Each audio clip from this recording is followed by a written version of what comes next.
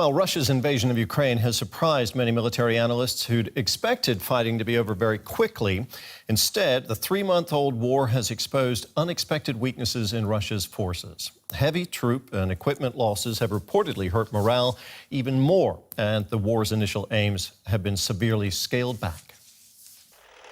It was supposed to be over in a few days. Russian tanks rolled into Ukraine from multiple directions. From Belarus in the north, separatist-controlled parts of Ukraine and Russia itself in the east, and occupied Crimea in the south, aiming to decapitate the government by taking the capital Kyiv and capturing as much territory as quickly as possible. But planning and logistics soon proved to be a major problem.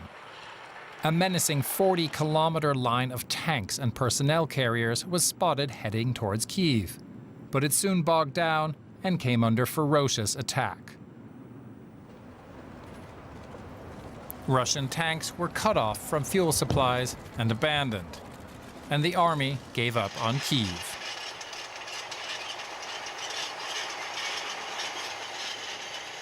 In late March, Russia shifted its efforts to the east, trying to cut off a huge chunk of territory south and east of Kharkiv. But it became clear that the invading army had another problem: command and control.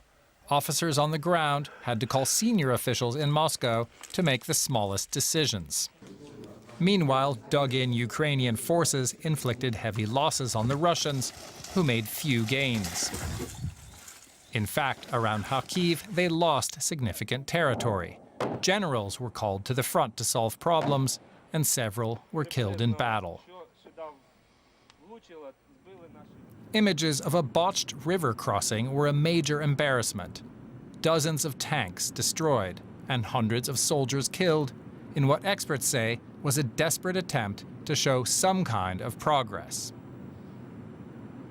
As Russia's attempts to take new territory were scaled back to a small slice of the original aim of taking the entire Donbas region, it became increasingly clear that there was a major problem with morale. Intercepted communications showed Russian soldiers discussing sabotaging their own equipment or trying to injure themselves to be sent away from the fighting. That makes it harder and harder to make progress and even hold territory against super-motivated Ukrainian fighters.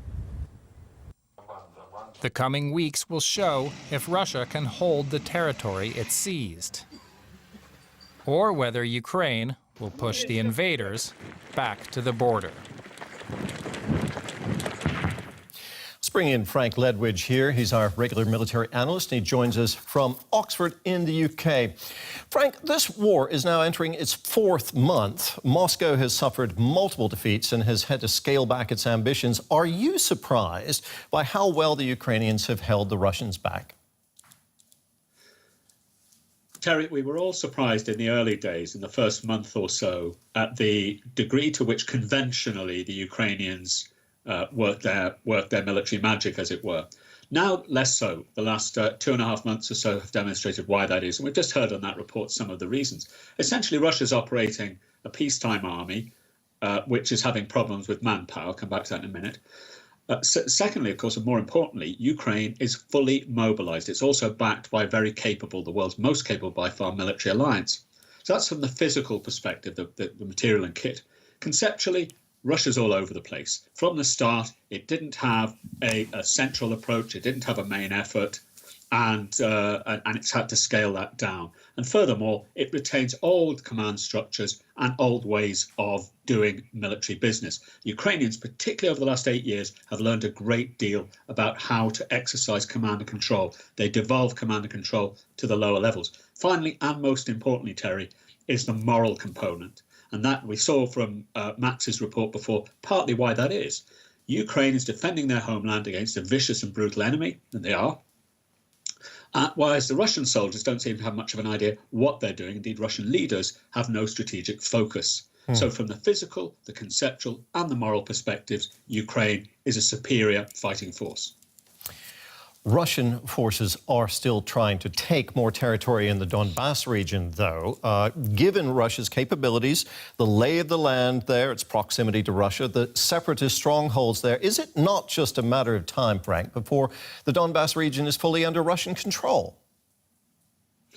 Two things from what you said there, Terry, very interesting. First of all, you did mention the proximity of Russia and its main supply routes into the combat zone, and that's true. There are big bases at Rostov, in Belgorod, and indeed all across the Russian border. So they've got short lines of communication, which they didn't have in the north. That's true. However, concerning the lay of the land, yes, parts of that area are good for manoeuvre warfare, which would tend to support the idea the Russians would be good at it. But let's not remember, the centre of the decisive battles are going to be fought in Liman, Severodonetsk, and possibly Lyschansk.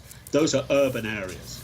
And even before we consider the deficiencies of Russia in the respects we mentioned before, you would expect an attacker against a city to have a 5-to-1 advantage. Russians can leverage some of that with artillery, but they won't have that advantage against prepared Ukrainian positions. And as long as the West keep up their supplies and reinforcements of artillery and excellent kit, the Ukrainians should be able to hold it. That said, President Zelensky said yesterday this is going to be a hard summer, and it certainly is. Frank, thank you very much for your insights. That was Frank Ledwidge, military analyst in Oxford. Thank you, Terry. Now let's look at some other stories making news in the Ukraine war. Ukrainian President Volodymyr Zelensky has called for maximum sanctions against Russia and said Vladimir Putin is the only Russian official he would meet to negotiate an end to the war with. He spoke via video link to the World Economic Forum in Davos, Switzerland. Russian business leaders and diplomats are barred from this year's meeting. A senior Russian diplomat has resigned because he's against the invasion of Ukraine. Boris Bondarev worked for Moscow's mission to the United Nations in Geneva. He's written to colleagues saying he's ashamed of the war. And Starbucks is pulling out of the Russian market. The Seattle coffee giant has announced the closure of all its 130 stores there. The brand had initially said it would keep the stores open but donate profits to humanitarian relief efforts in Ukraine. McDonald's exited the Russian market last week. 3 months into the Ukraine war, the fighting has moved largely to the east of the country. There, Russia is making slow progress in its attempt to control the Donbas region. For now, the center and west of the country are no longer threatened by Russian artillery or warplanes, but some towns outside of Kiev that saw devastating fighting are still struggling to recover. DW correspondent Max Zander visited the town of Hostomel, where an international team of psychologists are helping residents process the wounds of war. And our correspondent Max Zander, who filed that report, joins me now from Ukraine's capital, Kiev. Max, we saw an extreme example of psychological trauma in that report, but countless Ukrainians are dealing with their own personal trauma in this war. How are people coping there generally? Well, that's right, Terry. So the people living in that area in the suburbs of Kiev, a lot of them have really experienced extreme cases of trauma. Some of them were witnessed or experienced pillaging, violence, murder, rape, torture. So people there are going through a lot collectively.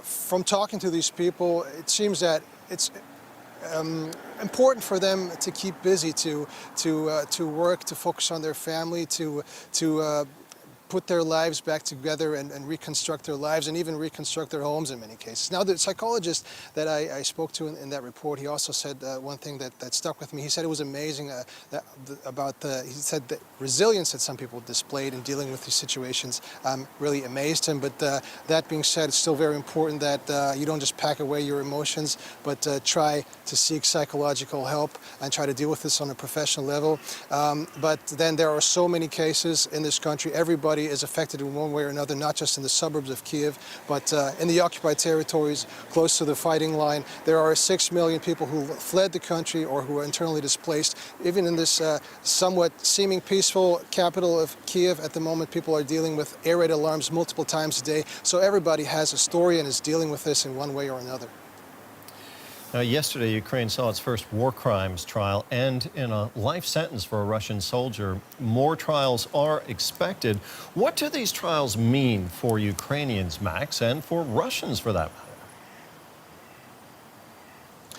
Right. So for the Ukrainians, this was the first war crimes trial, and during as a reason of this invasion that's happening right now.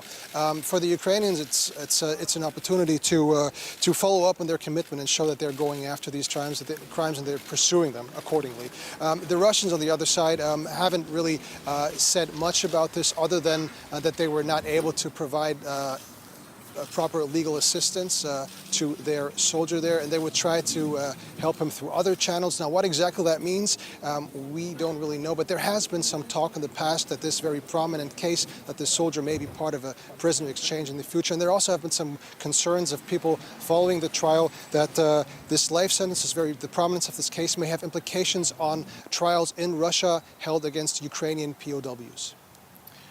Okay, let's move on to the war itself, Max. What's happening in the battle for Severodonetsk? That city in the Luhansk region has been under heavy bombardment by Russian forces. Are Ukrainian troops holding on there? Right. Ukrainian troops are holding on to Severodonetsk. That is the case. But the Russians are trying to get it, to encircle the town. They've been trying to take neighboring villages, from there continue on to the city itself. There's been heavy bombardment of residential areas, places in the outskirts of the town. We're hearing from the military administration that roughly 90% of the infrastructure is destroyed. There's only one street going in and out, and people are not being able to evacuate at the moment due to the shelling. Max, thank you very much. DW's Max Chanda there in Kiev.